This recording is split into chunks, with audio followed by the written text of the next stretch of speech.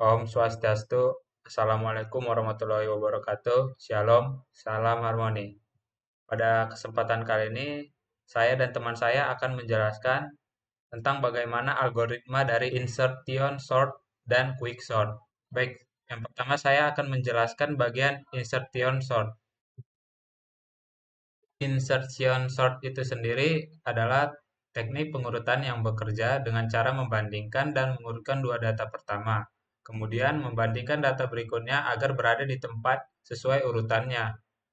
Insertion sort ini dapat mengurutkan data dari besar ke kecil dan dari kecil ke besar. Tapi pada penjelasan kali ini saya akan mengurutkan data dari kecil ke besar. Baik, selanjutnya saya akan menjelaskan ilustrasi dari algoritma insertion sort ini. Baik, pertama ini merupakan data berupa angka yang tidak berurut. Kita akan menggunakan algoritma insertion sort ini untuk mengurutkan angka-angka ini. Pertama, kita tinggal membagi dua bagian, yaitu bagian yang sudah tersorting dan belum tersorting, dengan cara memilih indeks awal dari angka tersebut, yaitu 11. Dan sisanya 2, 6, 5, 8, dan 4 ini merupakan bagian yang belum tersorting. Baik, setelah membagi data menjadi dua bagian seperti ini, kita akan membuat sebuah kondisi di mana kondisi tersebut akan membandingkan antara data yang belum tersorting dengan data yang sudah tersorting. Baik, contoh awalnya yaitu angka 2. Kita akan bandingkan dengan angka 11 yang sudah tersorting ini. Jika angka yang belum tersorting ini lebih kecil dari angka 11, kita akan menggeser angka 2 ini ke sebelah kirinya 11. Jadi nantinya akan menjadi seperti ini. Lalu selanjutnya kita akan membandingkan lagi data angka 6 ini dengan 11 dan 2 nantinya. Pertama kita akan bandingkan 6 dan 11. 6 ini lebih kecil dari 11, jadi kita akan geser seperti tadi ke kiri. Ya, lalu kita akan bandingkan lagi 6 ini dengan 2. Jika 6 ini tidak lebih kecil dari 2, berarti kita diamkan posisinya atau kita akan tidak menggesernya ke sama sekali. Lalu selanjutnya data 5. Data 5 ini kita bandingkan dengan 11. 5 ini lebih kecil dari 11, jadi kita akan geser lagi dia ke kiri. Lalu kita bandingkan 5 ini dengan 6. Ternyata 5 ini juga lebih kecil dari 6. Kita akan menggeser angka 5 ini ke kirinya 6 lagi. Lalu dia nanti akan mengecek juga ke angka 2. Ternyata 5 ini tidak lebih kecil dari 2, jadi dia tetap akan di sini. Lalu selanjutnya dengan data angka 8. 8 ternyata lebih kecil dari 11. Jadi dia akan berpindah ke kiri. Lalu dia akan mengecek ke 6. Apakah 8 ini lebih kecil dari 6? Ternyata tidak. Jadi dia tetap akan di sini. Karena dia telah lebih besar dari sini, jadi ini dia tidak akan mengecek lagi ke 5 atau ke 2. Karena sudah dipastikan bahwa 8 ini bakal lebih besar dari angka sebelum 6 ini. Lalu selanjutnya dengan angka 4. Kita akan bandingkan dengan 11 dulu. 4 lebih kecil dari 11. Kita akan pindahkan. Lalu kita bandingkan dengan 8. Ternyata 4 ini masih lebih kecil dari 8. Kita geser lagi ke kiri. Kita geser terus ke kiri sampai dia memang betul-betul tidak lebih kecil dari angka setelahnya. Dan setelah sampai di sini, ternyata 4 itu tidak lebih kecil dari 2. Jadi dia tetap berada di sini. Baik, begitulah algoritma dari insertion sort ini. Selanjutnya, tentang quicksort akan dijelaskan oleh teman saya. Baik, saya Ratna akan melanjutkan untuk menjelaskan algoritma dari quicksort. Di sini kita akan mengurutkan dengan menggunakan pivot. Kita bisa memilih pivot dari yang paling kiri atau paling awal atau paling kanan. Seperti di sini menggunakan nilai yang berada di indeks paling akhir atau bisa menggunakan indeks yang berada di tengah. Di sini saya menentukan pivot yang di paling belakang atau di indeks paling terakhir yaitu 4. Untuk mengurutkan dengan cara quicksort, kita menggunakan 2 pointer yang berwarna hijau ini itu untuk menunjukkan indeks saat ini dan yang berwarna orange itu untuk pointer yang digunakan untuk melakukan pertukaran atau swap. Nah, di sini diterapkan suatu kondisi, jadi ketika yang hijau atau pointer yang menunjukkan indeks ini masuk, di sana akan dilihat apakah nilai indeks saat ini itu lebih kecil atau lebih besar dari pivot.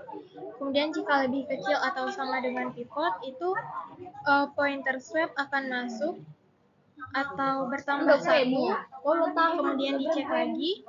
Apabila indeks saat ini lebih kecil dari indeks di swap, maka akan ditukar.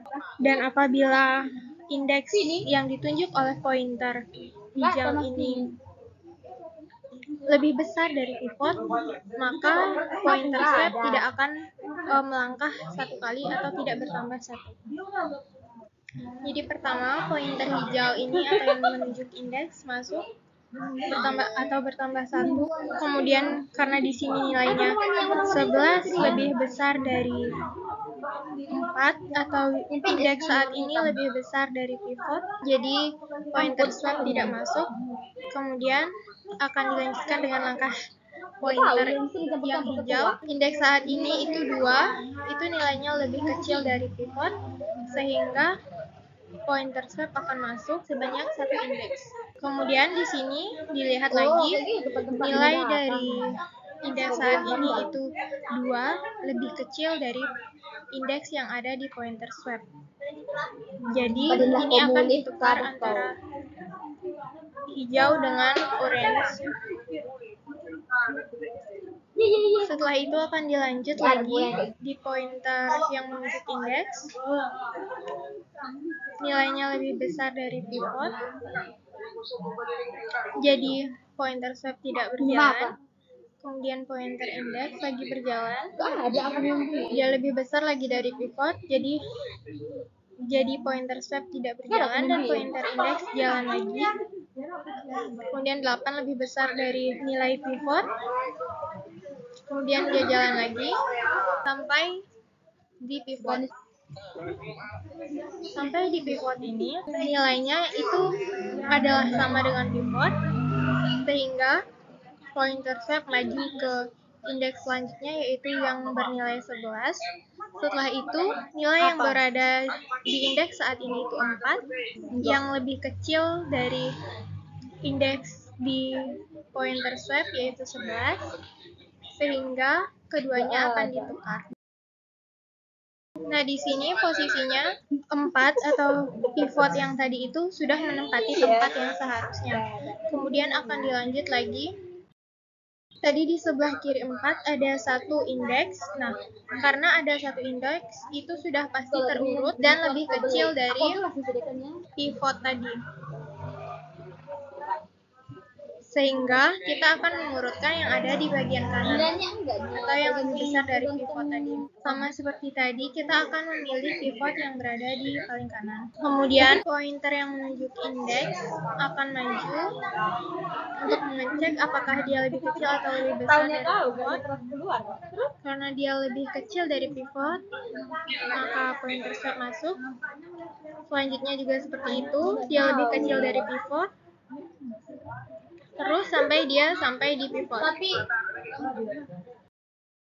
Nah, di sini nilainya sama dengan pivot. Berarti pivot saat ini yaitu indeks yang berisi nilai 11 itu sudah menempati tempat yang seharusnya. Maka selanjutnya akan dicari ketiga indeks, yaitu 5, 6, dan 8 itu akan diurutkan. Seperti ini, jadi 2 dan 4 sudah ada di tempat yang seharusnya, 11 sudah ada di tempat yang seharusnya. Kemudian kita akan mengurutkan 6, 5, dan 8 dengan cara seperti tadi. Pertama kita tentukan dulu pivotnya, yaitu yang di paling kanan atau yang paling terakhir dari bagian ini. Kemudian pointernya masuk, pointer yang menuju ke indeks. Kemudian karena dia lebih kecil dari pivot, pointer swap akan masuk.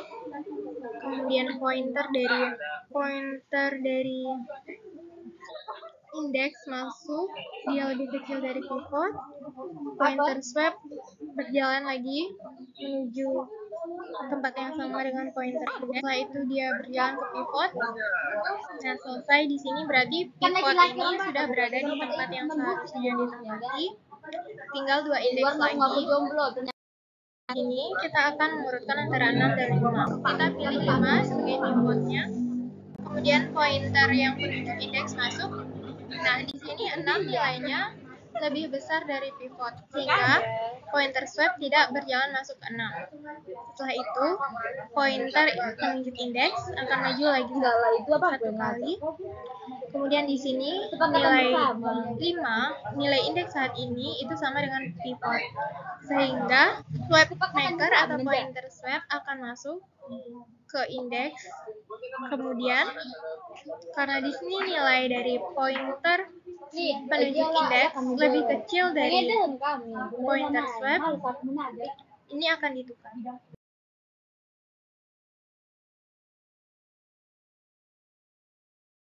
Jadi karena semuanya sudah berada di tempat yang seharusnya atau sudah terurut dari yang terkecil sampai yang terbesar. Nah, jadi seperti itu algoritma pengurutan dengan quicksort. Dengan menggunakan pivot, bisa dipilih di paling depan, paling belakang, atau di tengah. Sekian penjelasan dari saya. Terima kasih.